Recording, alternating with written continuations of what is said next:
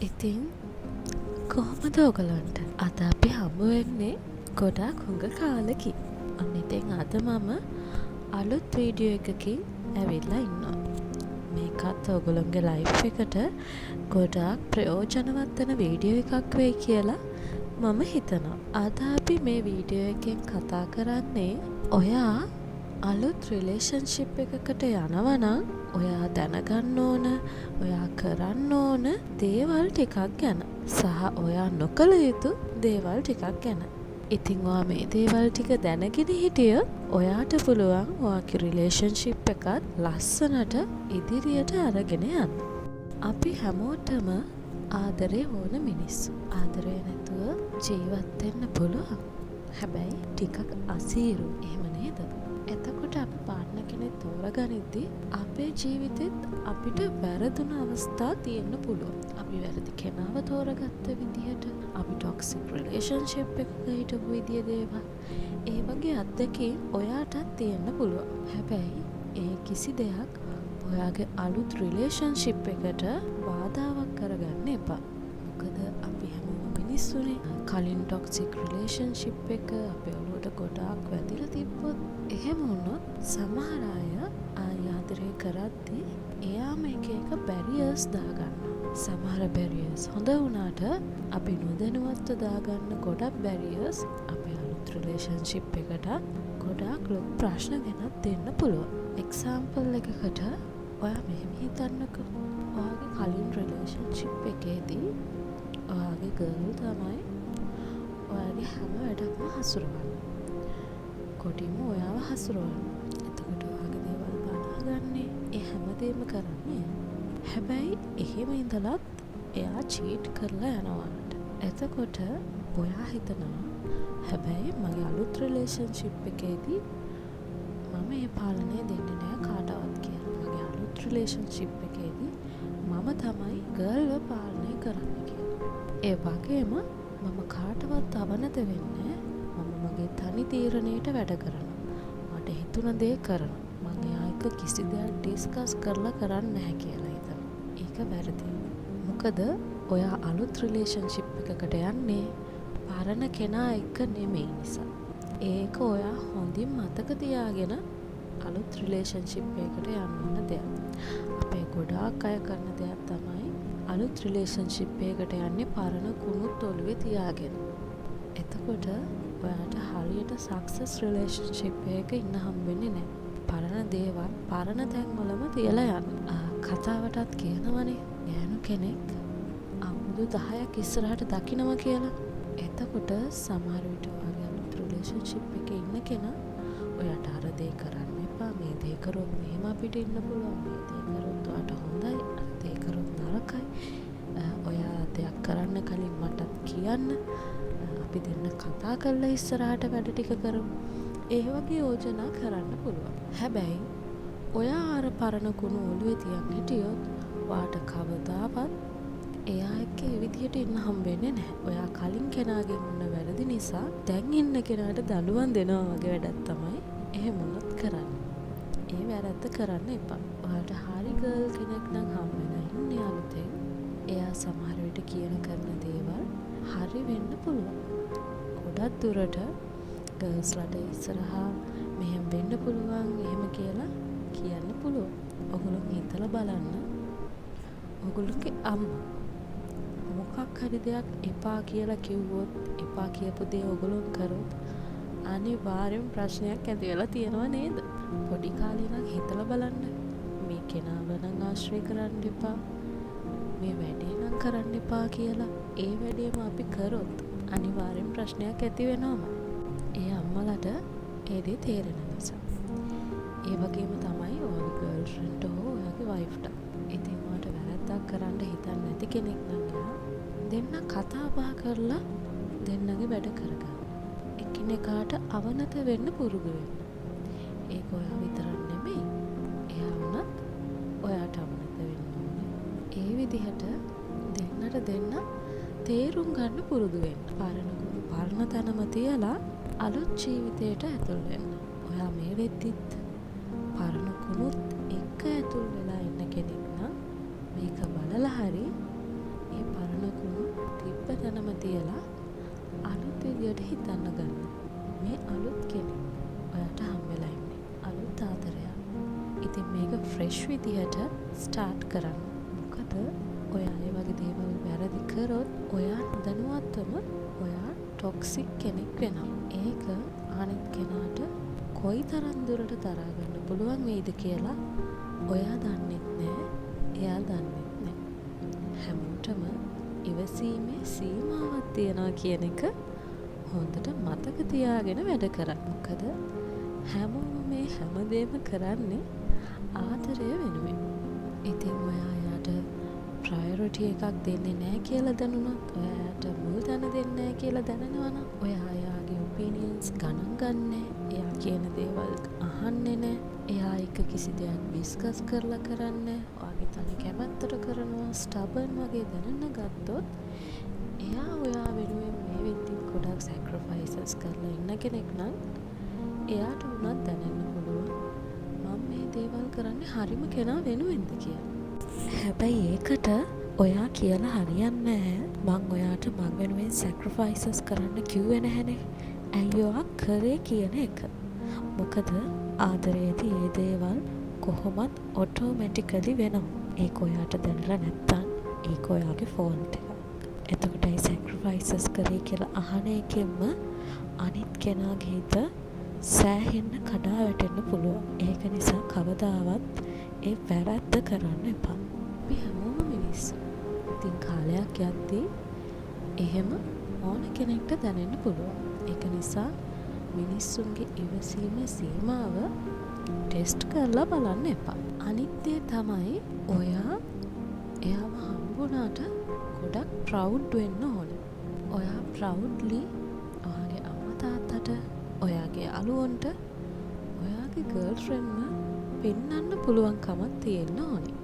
අපි කවුරුත් කැමති නේද මගේ ගර්ල්ෆ්‍රෙන්ඩ් මෙයා හරි ලස්සනයි, මෙයා හරි ටැලන්ටඩ් ඒ වගේ කියලා තමන්ගේ බොයිෆ්‍රෙන්ඩ්ගේ කටින් පිට වෙනවට. ඕනම කෙනෙක් කැමති. බොයිෆ්‍රෙන්ඩ් හෝ ගර්ල්ෆ්‍රෙන්ඩ් හෝ කවුරු වුණත් කැමති. බොයිෆ්‍රෙන්ඩ් වුණත් කැමති මේ මගේ බොයිෆ්‍රෙන්ඩ් මෙයා මාර ටැලන්ටඩ්, මෙයා මාර හැන්සම් ඒ වගේ දේවල් තමන්ගේ ගර්ල්ෆ්‍රෙන්ඩ්ගේ කටින් ඇහෙන්න. හැබැයි ඒ දේ කවුරුත් මුණට කියන්නේ නැහැ. ඒ දේවල් ඕගොල්ලෝ දැනලා කරන්න ඕන දේවල්. තමන්ට ෂුවර් එෆෙයාර් එකක් නම් තියෙන්නේ. ඔයාට ඉන්න කෙනා හොඳ කෙනෙක් නම්.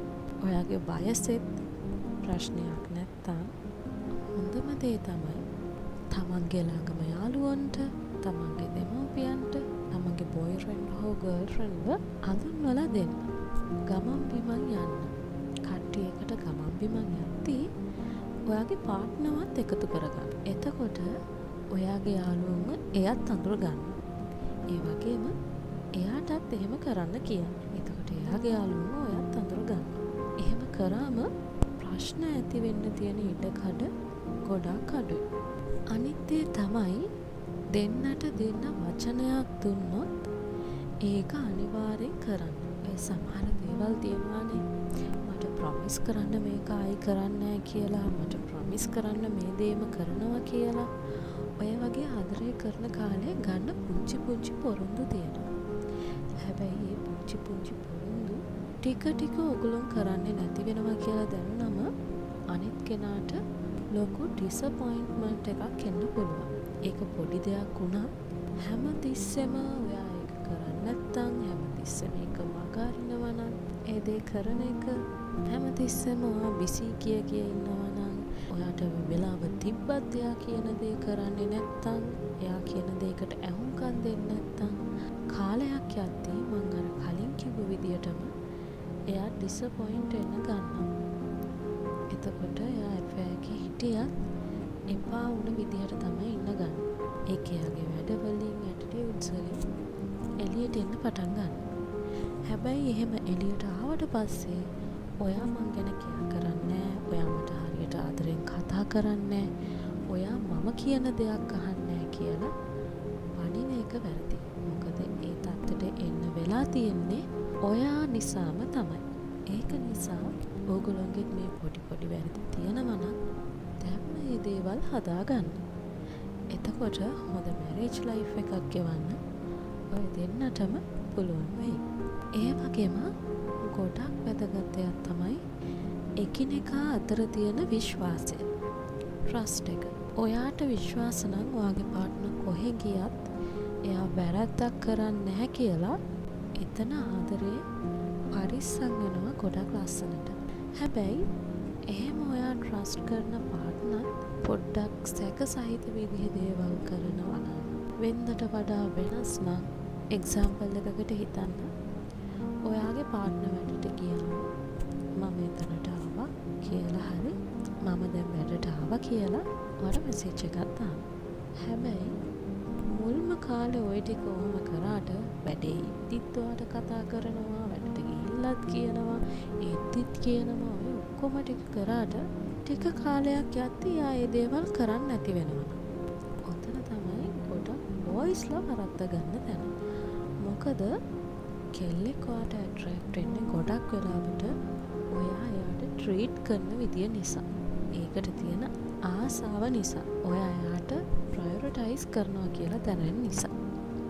හැබැයි කොල්ලෝ හිතනවා මුලදී එච්චර දේවල් කරාට පස්සේ එයා ඔයාගේ වුණාටත් පස්සේ දැන් එච්චර මෙහෙම කිව්වත් එකයි නැතත් එකයි වගේ හිතලා එයා කොහොමත් මගේනේ කියලා එහෙම කියන එක ගැන වැඩිය කෙයා නොකර ඉන්නවා. හැබැයි ඔයා එහෙම හිතලා කෙයා නොකර හිටියොත් ලොකු ප්‍රශ්නයක් තමයි වෙන්නේ. මොකද කෙල්ල ඔයාට ආදරය කරන්නේ ඔයා කලින් සලකපු විදියට. ඒක කොයිම වෙලාවකවත් මග හැරගන්න එපා. ඔගොල්ලෝ මැරි කරා කියලාවත් ඔගොල්ලෝ ආදරෙන් හිටපු විදිය මග හැරගන්න එපා. ඒ ආදරේ දවස ගානේ වැඩි වුණාට කමක් නැහැ. ඒ කොයිම වෙලාවකවත් ඒ ආදරේ දවස ගානේ අඩු කරගන්න එපා. ඕනම කෙල්ලෙක් කැමති දවස ගානේ යාට දැනෙනවට තමන්ගේ කොල්ලා එයාට කොච්චර ආදරේද කියලා. ඒක වට වචනකින් කියන්න පුළුවන්. වචනකින් කියන්නේ මං ෆෝන් එකක් කට් කරද්දී I love you කියලා ෆෝන් එක නිකන් තියෙන එක නෙමෙයි. ඔයාට එයා එක්ක කතා කරන්න පුළුවන්. ඔයාට ෆ්‍රී වෙලා කතා කරද්දී ඔයා එයාට කොච්චර ආදරේද කියලා කියන්න. ඔයාට එයාව කොච්චර වටිනවද කියලා කියන්න. වැලියු එකක් දෙන එක අනිවාර්යයි. ඒ වැලියු එක දැනෙද්දි තමයි එයත් ඔයාට වැලියු එකක් දෙන්නේ. මොකද ආදරය කියන්නේ මිරර් එකක් වගේ දෙයක් කියලා මම කලින් වීඩියෝස් වලත් කියලා තියෙනවා. ඔයා ආදරේ දෙන විදිහට තමයි ඔයාට ආදරේ ලැබෙන්නේ. හැබැයි ඔයා ආදරේ දෙන විදිය අඩුයි නම් ඔයා ප්‍රයොරිටයිස් කරනවා අඩුයි නම් එහෙමනම් කොච්චර ආදරය කරන කෙනෙක් ඔයාට හම්බුණත් වැඩක් නැහැ. කාලයක් යද්දී එයත් ඔයාගේ මිරර් එක වෙනවා. එතකොට ඔයාම හිතලා බලන්න ඔයා ආදරේ දෙන විදිය, ඔයා යම ප්‍රයොරිටයිස් කරන විදිහට එයා ඔයාව ප්‍රයොරිටයිස් කරොත්, එයා ඔයාට ආදරේ දුන්නොත් එහෙම අඩුවෙන් ඔයා කැමතිද කියලා. ඒක නිසා හැම වෙලේම දෙයක් කරන්න කලින් හිතන්න මේ දේ මට වුණොත් මට කොහොම දැනෙයිද? මෙයා මේ දේ මට කරොත් මම මෙයාට කරපු දේ මෙයා මට කරොත් මට කොහොම දැනෙයිද කියලා. අනිත් එක තමයි ගැහැණු යහළුවන් සහ පිරිමි යහළුවන්. ගොඩක් අය ෆෑකකට හරි මැරි කරාට පස්සේ හරි දෙන්නට දෙන්න නීතියක් දාගන්නවා ගැහැණු යාළුවා ආශ්‍රය කරන්න බෑ වාට, මෙයාට පිරිමි යාළුවා ආශ්‍රය කරන්න බෑ කියලා. මම කියන්නේ එහෙම කරන්න එපා. හැබැයි ඔය ආශ්‍රය කරන ගැහැණු යාළුවෝ ආශ්‍රය කරද්දී කෙල්ල මොකක් හරි දෙයක් කිව්වොත්, ඔයාගේ පාර්ට්නර් මොකක් හරි දෙයක් කිව්වොත් මෙහෙම මම කැමති නෑ කියලා එයාගේ අකමැත්ත තියෙද්දි ඔයා එයාව මීට් වෙන්න යනවා නම් මොකක් හරි හේතුවකට එතන ලොකු ප්‍රශ්නයක් තියෙනවා. ඒක ලොකු රෙඩ් ෆ්ලැග් එකක්. කෙල්ලගේ පැත්තෙන් වුණත් එහෙම. ඔයා මේ යාළුවා මීට් වෙන්න එපා කියද්දි ගර්ල් යනවා නම් ඔයා කැමතිද? නෑ නේද? ඒ විදියට හිතන්න හැම වෙලේම. එතකොට ඒක බැලන්ස් කරගන්න පුළුවන්. එක්ක ඔයා එහෙම යන වෙලාවට ඔයාගේ පාර්ට්නර්වත් එක්ක යන්න. ඒක දෙපාර්ශ්වයටම අදාළයි. අනිත් එක ඔය මොන යාළුවා හිටියත් ඔයා මැරි කරාට පස්සේ ඔයාට ඉන්න එකම යාළුවා කරගන්න ඕනේ ඔයාගේ වයිෆ්. ඔයාගේ හොඳම යාළුවා කරගන්න ඕනේ ඔයාගේ වයිෆ්. එතකොට තමයි සාර්ථක පවුල් ජීවිතයක් ගත කරන්න පුළුවන් වෙන්නේ. ඔයාට ප්‍රශ්නයක් වුණාම මුලින්ම කියන්න ඕනේ තමන්ගේ වයිෆ්ට. මම මේක නම් සමහර කපල්ස් වලත් දකිනවා. එහෙම කරන කපල්ස් ලස්සනට ජීවිතේ ගෙනියනවත් මම දැකලා තියෙනවා. හැබැයි ඒකට දෙන්නගෙම හොඳ අන්ඩර්ස්ටෑන්ඩින් එකක් තියෙන්න ඕනේ. ඒ දේ ඇති කරගන්න දෙන්නගෙම උනන්දුව තියෙන්න ඕනේ. එක්කෙනෙක් විතරක් අනිත් කෙනාගේ දේවල් මෙයා බිසි වෙන්නේ මේකයි, මෙයා මෙහෙමයි, හරි කමක් නෑ මම ඉවසන් ඉන්නම් එහෙම කියලා එක්කෙනෙක්ගේ පැත්තෙන් විතරක් සපෝට් එක හම්බෙලා මදි. එහෙම බැලුවොත් එක්කෙනෙක් විතරයි මුළු රිලේෂන්ෂිප් එකේම බර ඇදගෙන ගිහින් තියෙන්නේ. එහෙම නෙමෙයි. දෙන්නගෙම සපෝට් එක ඕනේ රිලේෂන්ෂිප් එකට. ඔක්කොම මැරි කරාට පස්සේ කියලා විතරක් නෑ. ඔය දෙන්න එහෙම හොඳට ඉන්නවනම් තමයි ඔය දෙන්න මැරි කරන්න ඕනේ. ඉතින් අපි හැමෝම 100% සම්පූර්ණ මිනිස්සු නෙමෙයි. හැමෝගෙම වැරදි තියෙනවා. හැමෝගෙම අඩුපාඩු තියෙනවා. හැබැයි අපිට පුළුවන් අපේ වැරදි අඩුපාඩු තේරුම් අරගෙන අපි මේ කෙනාට ආදරෙන් ඉන්න ඕනේ. අපි මේ කෙනාට මේ දේවල් දෙන්න ඕනේ. අපි මේ කෙනාට මේ දේවල් කරන්න ඕනේ නෑ. මේ කෙනාට මෙහෙම හර්ට් කරන්න ඕනේ නෑ. ඒ දේවල් තේරුම් අරන් ලස්සනට ජීවිතේ ගෙනියන්න අපි පුරුදු වෙන්න ඕනේ. ඔයා හිතන්න ඔයාගේ පාර්ට්නර් කලින් affair එකෙන් මොකක් හරි එක දෙයකට ට්‍රිගර් වුණ කෙනෙක් කියලා. එක ප්‍රශ්නයක් නිසා ගොඩක් හර්ට් වුණ කෙනෙක් කියලා. හැබැයි ඔයා දැනගන්න ඕනේ මම ඒ ප්‍රශ්නේම ආයි රීක්‍රියේට් කරන්නේ නැහැ කියන එක. මෙයාට ආයි ඒ දේම ට්‍රිගර් වෙන විදිහට මම වැඩ කරන්නේ නැහැ කියන එක ඔයාගේ ඔළුවේ තියෙන්න ඕනේ. ඔයා ඇත්තටම ආදරය කරනවා කියන්නේ අන්න ඒකයි. සමහර විට ඒ දේ අපිට කරන්න අසීරු වෙන්න පුළුවන්. ඒත් අපි ආදරය කරනවා නම් අපි අනිත් කෙනා ගැනයි අපි වැඩිපුර හිතන්නේ. අපිටත් වැඩිය. ඒකට තමයි ආදරය කියන්නේ. අපි අපිට වැඩිය ආදරය කරන්න පටන් ගන්නවා අපේ පාර්ට්නර්ට. ඒකෙන් හැබැයි මම කියන්නේ තමන් තමන්ට ආදරය කරන්න එපා කියලා. තමන් තමන්ට ආදරය කරේ නැත්නම් තව කෙනෙක්ට අපිට හරියට ආදරය කරන්න බෑ. ඒක ඇත්ත. හැබැයි අපි ආදරය කරද්දී සමහර තැන් තියෙනවා අපිට අපේවත් අමතක වෙන තරමේ ආදරයක් අපේ හිතේ තියෙනවා. අන්න ඒ වගේ කෙනෙක්ට ඔයා ප්‍රයොරිටයිස් කරන්නේ නැතුව, ඔයා කෙයා කරන්නේ නැතුව, ඔයා වැලියු එකක් දෙන්නේ නැතුව ඒ තැන නැති කරගන්නවා කියන්නේ ඔයා කරගන්න ලොකුම අපරාධයක් වෙන්න පුළුවන්. ඔයා නැති කරගන්න වටිනා දෙයක් වෙන්න පුළුවන් ආයෙ ජීවිතේ කවදාවත් හම්බ වෙන්නේ නැති. ඉතින් ඒ වගේ වටින බැඳීම්, වටින දේවල්, වටින මිනිස්සු නැති කරගන්න එපා. මොකද ඔයාට ආයෙ ජීවිතේ කොයිම තැනකවත් ඒ වටින දේවල් නැවත වතාවක් හම්බෙන්නේ නැහැ කියලා මතක තියාගෙන ඉන්න. අනිත් දේ තමයි ඔයා ගොඩක් බිසි වෙන කෙනෙක් නම්, ඔයාට යන්න වෙන කෙනෙක් නම් ඔයා නිකමට හිතන්න ගර්ල්ෆ්‍රෙන්ඩ් හරි වයිෆ් හරි එයා ගෙදරට වෙලා ඉන්නවා.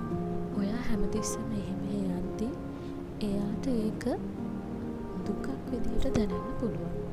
පාළුවක් දැනෙන්න පුළුවන්.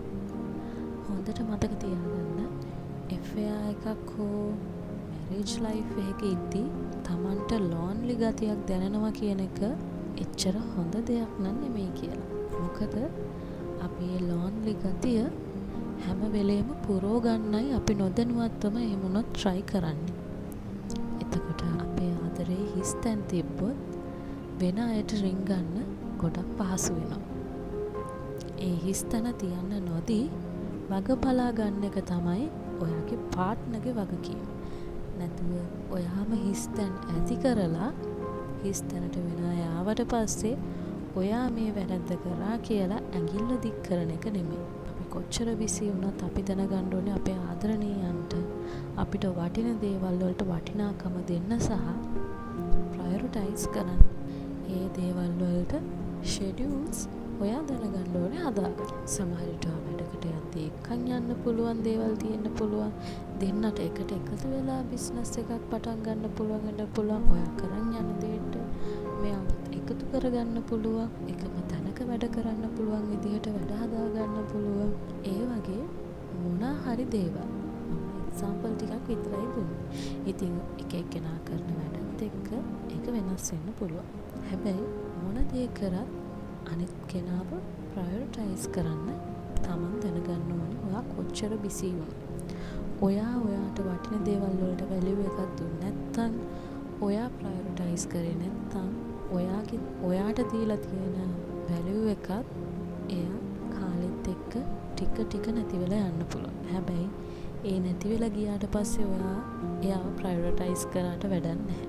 මොකද ඒක දැන් හිතෙන් නැති වෙලා ගිහින් ඉවරයි. එතකොට ඒක තේරුමක් නැති වෙනවා. ඒ දේවල් වෙන්න කලින් තමයි මම මේ හැමෝටම කියන්නේ අපි අපේ ලයිෆ් එකේ වටිනාකම් දෙන්න ඕන තැන් වටිනාකම් දීලා ලස්සනට බලා ගන්න ඕනි කියලා. මොකද ගොඩක් වෙලාවට අපිට වටින්නේ ෆිසිකලි දෙන ලක්ෂ ගණන් වටින තෑගි නෙමෙයි. තමන්ගේ පාර්ට්නර් ඔයා වෙනුවෙන් දෙන ටයිම් එක වෙන්න පුළුවන්. ඔයා ගැන කෙයා කරන එක වෙන්න පුළුවන්. ඔයාට රෙස්පෙක්ට් කරන එක වෙන්න පුළුවන්. ඔයාව වැලියු කරන එක වෙන්න පුළුවන්. ඔයාව ප්‍රයොරිටයිස් කරන එක, ඔයාව ප්‍රවුඩ්ලි හැමෝටම අඳුන්වලා දෙන එක.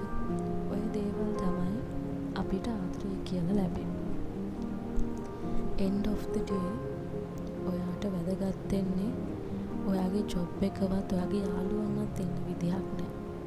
ඔයාට වැදගත් වෙන්න ඕන ඔයාගේ පාර්ට්නර් සහ ඔයාගේ පවුල.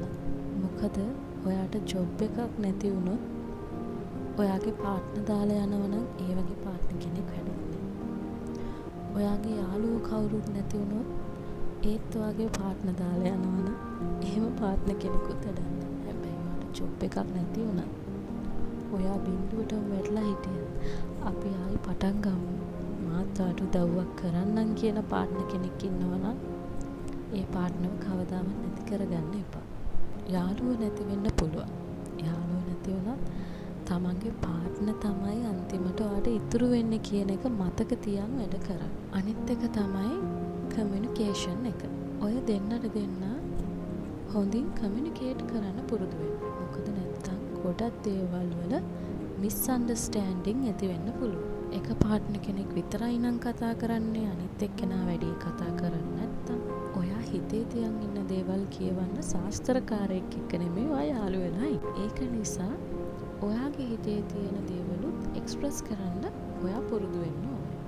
ඒක දුකක් වෙන්න පුළුවන්, සතුටක් වෙන්න පුළුවන්, කේන්තියක් වෙන්න පුළුවන්. ඒක එහෙම කියන්න පුරුදු වෙන්න. හැබැයි ඒ වගේම අනිත් පැත්තෙන් පුරුදු වෙන්න ඕනේ එයා කියන දුක අහන්න, එයාගේ සතුට විඳින්න, එයාගේ කේන්තිය දරා ගන්න. අනිත් පැත්තෙන් පුළුවන් වෙන්න ඕනේ. මෙයාට කේන්ති ගියා, මෙයා මට හරියන්නේ නැහැ කියලා දාලා යන්න නෙමෙයි. එයාට කේන්ති ගියේ ඇයි? මට කොතනද වැරදුනේ? මං කොතනද එයාව හර්ට් කරේ කියලා හිතන්න පුළුවන් කෙනෙක් වෙන්න. එතකොට ඔයාගේ වැරද්ද ඔයාටම හිතලා හදාගන්න පුළුවන්. එහෙම කරොත් ලස්සන පවුල් ජීවිතයක්, ලස්සනට රිලේෂන්ෂිප් එකක් ඔබට ගොඩනගා ගන්න පුළුවන් වෙනවා. ඔයාගේ ඩේ ටු ඩේ ලයිෆ් එක ඔයාගේ පාර්ට්නර් එක්ක ෂෙයා කරගන්න. ඔයා වැඩවලට මොනවද කරේ? අද මොකද වුනේ? නැත්තම් ඔයා සෝෂල් මීඩියා වල දැක්ක දෙයක් වෙන්න පුළුවන්. ඒ වගේ ඕන දෙයක් ඔයාගේ පාර්ට්නර් එක්ක ෂෙයා කරගන්න. කතා කරන්න. ඔයාට හර්ට් වෙන දෙයක් තියෙනවනේ කියන්න. හැබැයි එතකොට ඔයාගේ පාර්ට්නර්ත් දැනගන්න ඕනේ ඒක ජජ් කරන්නේ නැතුව ඔයාට ඔහොම වෙනවා නම් ඉතින් මට කරන්න දෙයක් නැහැ. මට ඉතින් ඔයාට කරන්න දෙයක් නැහැ. මම දන්නේ නැහැ. මට තේරෙන්නේ නැහැ. එහෙම කියන්නේ නැතුව ඒ කෙනාගේ දෙයට ඇහුම්කන් දෙන්න. ඒකට පිළිතුරක් දෙන්න. එයා ඒ දේවල් කියන්නේ සමහර විට පිළිතුරක් බලාපොරොත්තුවෙන් නෙමෙයි වෙන්න පුළුවන්. ඔයාට ඇහුම්කන් දෙන එක විතරයි කරන්න ඕනේ වෙන්න පුළුවන්. ඒත් සමහර වෙලාවට ගොඩක් අය කැමති කන්ෆර්ට් වෙන විදිය එක වචනයක් හරි තමන් මැරි කරලා ඉන්න කෙනාගෙන් තමන්ගේ පාර්ට්නර්ගෙන් හම්බ වෙනවට. ඔයාගේ පාර්ට්නර් ප්‍රශ්නයක් කියද්දි එවෙලටත් ඔයා මට තේරෙන්නේ නැහැ, මං දන්නේ නැහැ කියලා මග ඇරෙන විදිය දේවල් කියලා ඔයා ප්‍රශ්නේ භාගයට නවත්තලා දාලා ඔයා නිදා ගන්න යන විදිය කෙනෙක් නම් ඒක ඇත්තටම ලොකු රෙඩ් ෆ්ලැග් එකක්. ඒක ඉවසන් ඉන්නවා කියන්නේත් එයා ඔයාට ගොඩක් ආදරෙයි කියන එක. හැබැයි කලින් කිව්වා වගේ කිසිම කෙනෙක්ගේ ඉවසීම පරීක්ෂා කරලා බලන්න එපා. ඔයාට ගොඩක් රිග්‍රෙට් වෙන්න වෙයි එහෙම දෙයක් වුණොත්. ඒක නිසා හොඳම දේ තමයි ප්‍රශ්නයක් ඇති වෙන විදියට රණ්ඩු කරන්න නෙමෙයි දෙන්න කතා කරන්න. එයාට ප්‍රශ්නයක් තියෙනවා නම් ඒ ප්‍රශ්නෙට විසඳුමක් දෙන්න පුළුවන් විදිය දෙයක් කියන්න. එයාගේ හිත සනසන්න. හැබැයි ඒකෙන් මං කියන්නේ ඔව් ඔයාට එහෙම වෙනවා තමයි. ඔයාට දුක් විඳින්න වෙනවා තමයි. ඔයාට ඔය ඉවසන් ඉන්න වෙනවා තමයි. ඉවසන් ඉන්නවා කියලා දැනගෙනනේ ඔයා යාළුවනේ කියලා වගේ හිත රිදෙන තව දේවල් නෙමෙයි ඒ වෙලාවට ඕනේ. ඒ වෙලාවට එයාව කන්ෆර්ට් කරන්න පුළුවන් විදිහේ දේවල් ටිකක් තමයි යාට ඕනේ. ඒක ඉතින් එන ප්‍රශ්නෙත් එක්ක ඔයගොල්ලෝ දැනගන්න ඕනේ කොහොමද කරන්න කියලා. හැබැයි මම මේකෙන් කියන්නේ බොරු කියන්නේ කියලා නෙමෙයි. ඇත්තටම සොලියුෂන්ස් හොයන්න. ඔය දෙන්න ඇත්තටම ආදරෙන් ඉන්න දෙන්නේ. ඉතින් ඇත්ත සොලියුෂන්ස් හොයන්න. ඇත්තට එයාව කන්ෆර්ට් කරන්න. ඇත්තට එයාට හග් එකක් දෙන්න. ඇත්තට එයාගේ හිත සනසන වචනයක් කියන්න. ඇත්තට එයාව වැලියු කරන්න. ඇත්තට එයාට රෙස්පෙක්ට් කරන්න. ඇත්තට මෙයාව ප්‍රයොරිටයිස් කරන්න. ඔයා ඔයාගේ පාර්ට්නර් සතුටින් තියනවා කියන්නේ අනිවාර්යෙන් ඔයත් ඔයාගේ ලයිෆ් එකේ සතුටින් ඉන්නවා කියන එක. මොකද ඔයාගේ පාර්ට්නර් සතුටින් නැහැ කියන්නේ හැම වෙලේම මොනෙල්ලන්නම් එහෙමනම් ඉන්නේ. එයා කියන වචනයක් ගන්න එළියට එන්නේ එයාගේ කේන්තිය, එයාගේ දුකයි. එතකොට නොදැනුවත්වම ඔයාටත් හිතෙන්න ගනි මෙයා මේ හැම වෙලේම මගේ වැරද්දක් දකින්න හැම වෙලේම කියවනවා කියලා. හැබැයි ඒක කියවන්න හේතුව ඔයා එයාව සතුටින් තියන්නේ නැති එකයි කියලා ඔයා කොයිම වෙලාවකවත් හිතන්නේ නැතුව ඇති. ඒක නිසා මේ චූටි දේවල් උනත් හොඳට මතක තියාගෙන කරන්න. අපි ආදරයක් පටන් ගද්දි ලස්සනට පටන් ගන්නවා වගේ ඒ ආදරේ ගෙනියද්දි ඊටත් වඩා ලස්සනට ගෙනියන්න අපි පුරුදු වෙන්න ඕනේ. දවස ගානේ ආදරේ අඩු කරගන්න එපා. ආදරේ වැඩි කරගත්තොත් මිසක ඔයාට හම් වෙන හැම ටයිම් එකකම තමන්ගේ ආදරණීයන් එක්ක ඉන්න බලන්න. මොකද මේ යන කාලය ඔයාටයි කවදාවත් ගන්න බෑ. තමන්ගේ ආදරණීයන් එක්ක කතා බහ කරන්න බලන්න. මොකද අපි ජීවත් වෙලා ඉන්න ටික කාලේ අපිට ආදරය ලැබෙන්නේ හරිම පොඩ්ඩයි වෙන්න පුළුවන්. ඒ ජීවත් වෙලා ඉන්න ටික කාලේ ඇයි ඉතින් අපි ආදරය කරන කෙනාට හරියට ආදරය දෙන්න බැරි? ඇයි අපිට එයාව හරියට සතුටෙන් තියන්න බැරි? එහෙම හිතුවොත් අපි ඇත්තටම මේ ටික කාලෙට කොච්චරනම් දුවනවද? ඔය දෙවිල්ල දුවන එක ඔයාට වැදගත් වෙන්නේ මේ ආත්මෙට විතරයි කියලා මතක තියාගන්න. හැබැයි ඔයාගේ සෝල්මේට් කෙනෙක් ඔයාට වැදගත් වෙන්නේ මේ ආත්මෙට විතරක් නෙමෙයි කියන එකත් හොඳට මතක තියාගන්න. මම සෝල්මේට්ලා ගැන කලින් වීඩියෝ එකක් ඔයගොල්ලන්ට කියලා තියෙනවා. ඒ වීඩියෝසුත් ඔයගොල්ලන්ට ගිහලා බලන්න පුළුවන්. ඒක නිසා ඔයාට හම්බෙලා ඉන්න සෝල්මේට් ආදරේ පරිස්සමෙන් ට්‍රැක බලා ගන්න. ඒ දේ නැති කරගන්නේ නැතුව. මොකද ලයිෆ් එකේ සෙකන්ඩ් චාන්සස් අපිට හැම වෙලේම හම්බ වෙන්නේ නැහැ කියලා මතක තියා වැඩ කරන් යන්න. ඒ දේවල් සුළුවට තකන්න එපා. ඒක නිසා මේ විදියට දෙන්නම ආදරෙන් හිටියොත් දෙන්නට එන ප්‍රශ්නත් අඩු වෙයි.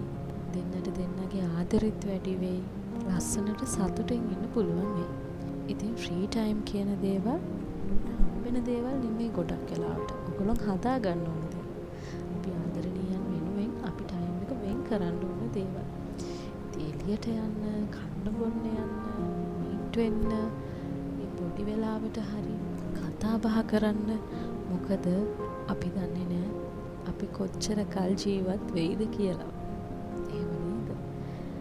ඒ පාර්ට්නර් නැති වුණාට පස්සේ අනේ මම මේ වැරදි ටික මෙයාට කරානේ. අනේ මම මෙයාට මෙහෙම වැලියු එකක් දුන්නේ නෑනේ කියලා පසුතැවෙනවට වඩා අපි කවදා හරි අපේ පාර්ට්නර් නැති වුණත් පසුතැවෙන්නේ නැති වෙන විදිහට ආදරෙන් ඉන්න පුරුදු වෙන්න.